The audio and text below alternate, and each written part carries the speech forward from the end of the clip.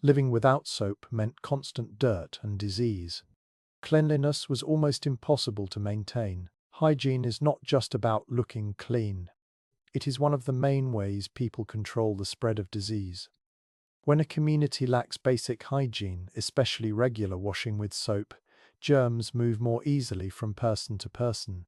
Dirt, body oils, waste, and contaminated fluids stay on skin, clothing, tools, and living spaces.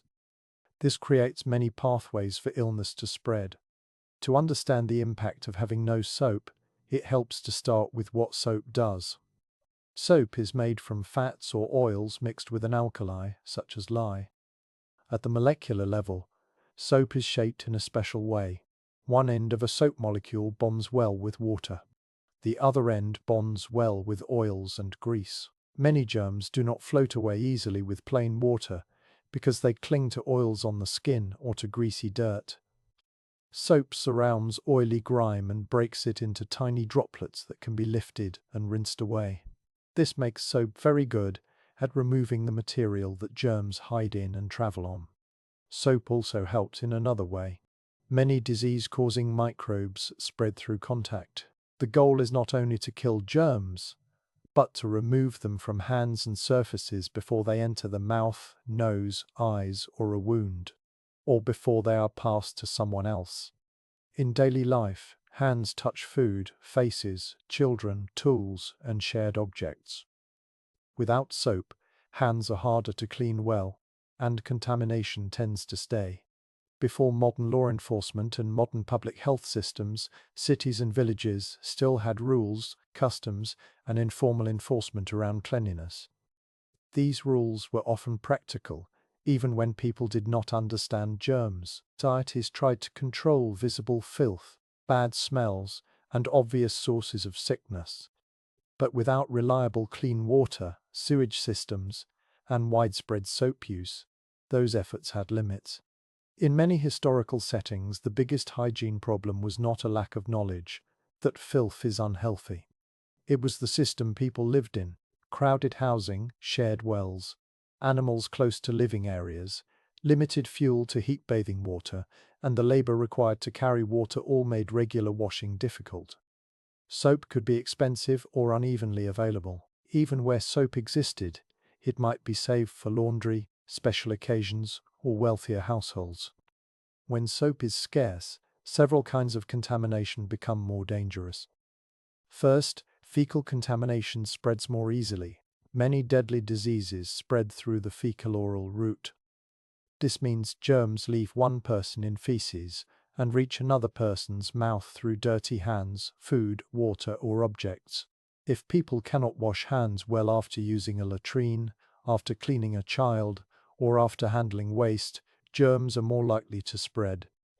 Water alone can reduce some contamination, but soap improves the removal of grime where microbes can remain.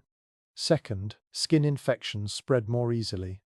Skin is a barrier, but it can be damaged by small cuts, insect bites, and constant scratching. In environments where people cannot wash regularly, bacteria and fungi can grow more easily on the skin. Crowded sleeping spaces and shared clothing increase spread. Without soap, lice and scabies are also harder to control. These parasites do not only cause itching. Scratching can break skin and invite secondary infection. Third, respiratory infections can spread through hands and shared surfaces. Even when a disease spreads mainly through the air, hands matter. People touch their faces often. If someone coughs into a hand and then touches a door latch, a cup, or a tool, germs can move. Soap helps reduce this kind of transfer. Without it, the chain of contact becomes stronger. Fourth, wound contamination becomes more dangerous. In everyday life, people get cuts from work, farming, crafts, and cooking. Before modern antiseptics and antibiotics, infected wounds could turn serious. If hands are dirty and cannot be cleaned well, caring for a wound can introduce more microbes. The same problem applies to childbirth. Helping during birth requires clean hands and clean linens. Without strong hygiene, infections in mothers and newborns become more common and more deadly. To see how systems of illness spread in low hygiene settings, it helps to look at transfer points, places where contamination moves from one place to another. One transfer point is food preparation. In many homes, a small number of people prepared food for many. If the cook's hands are contaminated and cannot be cleaned with soap, germs can be mixed into food. This is especially risky with foods handled after cooking, like bread, fruit, or cooked grains cooled and served later. Another transfer point is shared drinking water. Wells, fountains, and water carriers were common. If water containers are touched by dirty hands, or if storage barrels are contaminated, microbes spread. Another transfer point is cloth. Clothing, towels, bedding, and diapers can trap body oils, sweat, and waste. Laundry done without enough soap or without sufficient boiling and rinsing can leave contamination behind. In crowded households, people may share blankets and sleeping areas, allowing parasites and skin infections to pass quickly. Another transfer point is work tools. In many trades, tools were shared: knives, buckets, farm equipment, and workshop tools. If they are handled by many people with unwashed hands, microbes spread. This is also true in institutions such as prisons, workhouses, ships, and barracks, where many people live closely together with limited washing. Because of these transfer points, a lack of soap does not just affect individuals, it changes the health of entire communities. In towns and cities before modern sanitation, waste disposal was a constant challenge. Streets could contain animal droppings, food scraps, and human waste, especially where latrines overflowed or where dumping was common.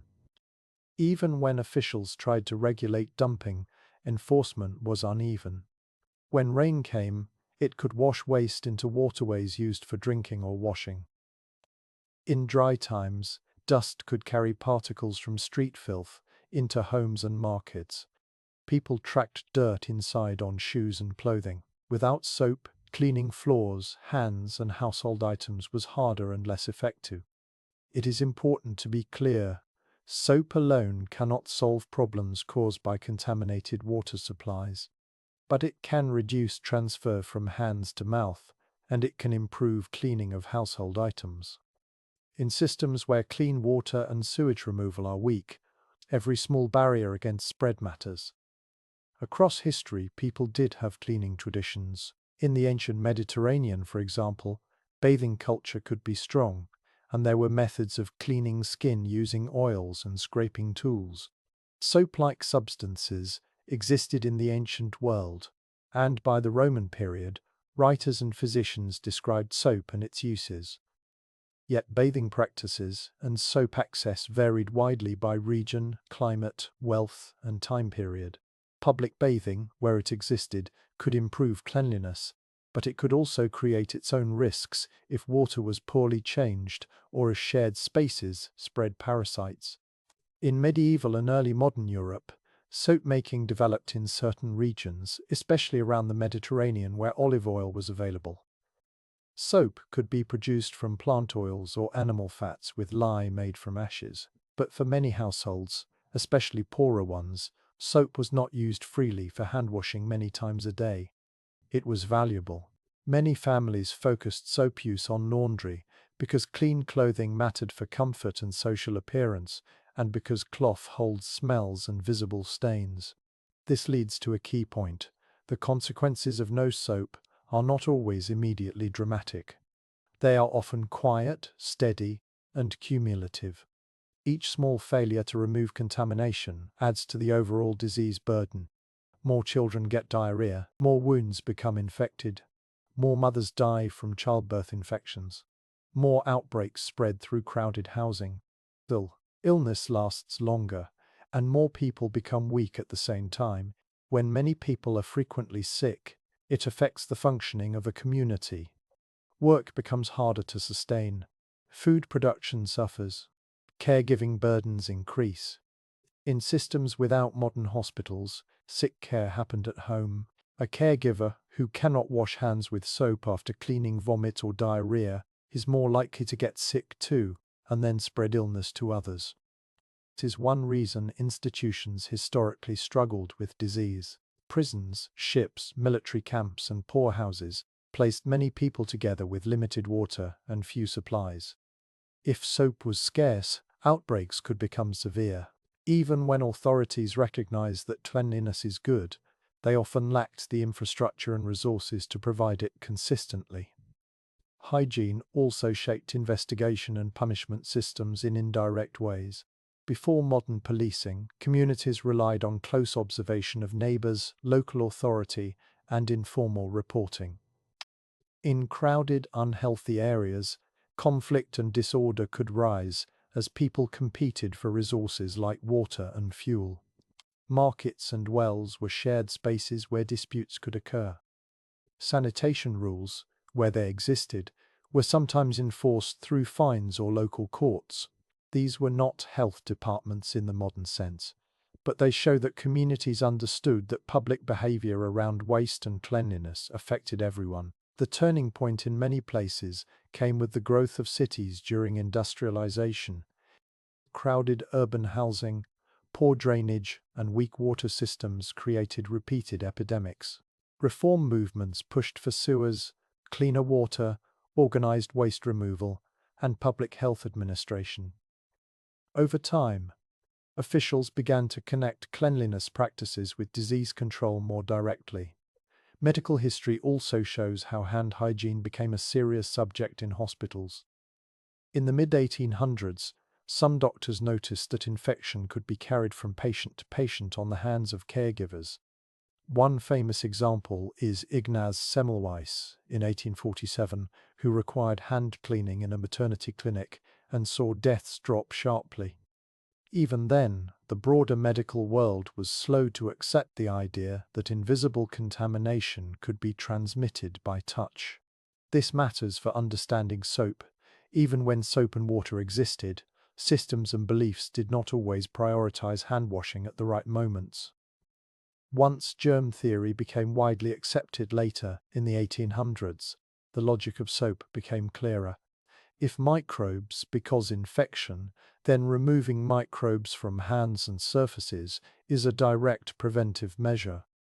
Soap became a basic tool, not only for comfort and appearance, but for public health. So what are the most consistent consequences when soap is missing?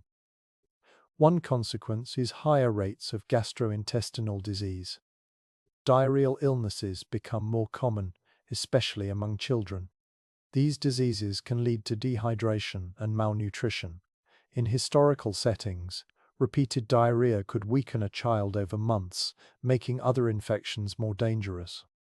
Second consequence is more frequent skin and eye infections. Dirt and crowded living increase the spread of conditions like impetigo and conjunctivitis. When people rub irritated eyes with dirty hands, infections spread further. A third consequence is more parasites and secondary infections. Lice and scabies spread quickly in close quarters. Scratching breaks skin, bacteria enter, and wounds can worsen. A fourth consequence is greater danger in childbirth and wound care. Without clean hands, clean cloth, and good washing, infections can rise. In a world without antibiotics, these infections can be deadly.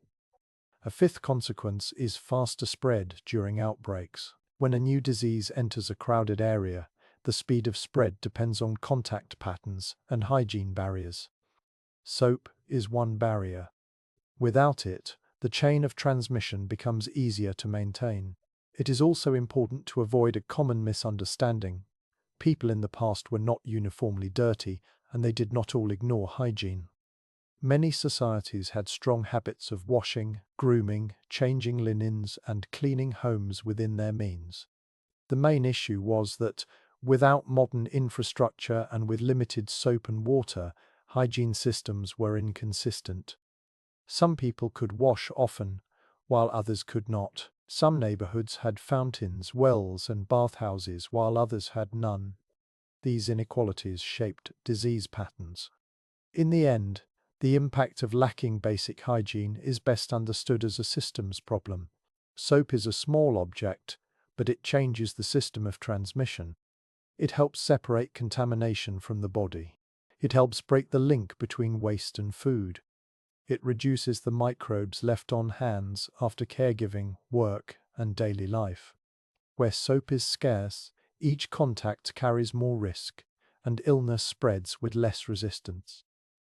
Modern public health relies on many layers: clean water, sewage treatment, food safety, medical care, vaccination, and education. But basic hygiene remains one of the simplest layers.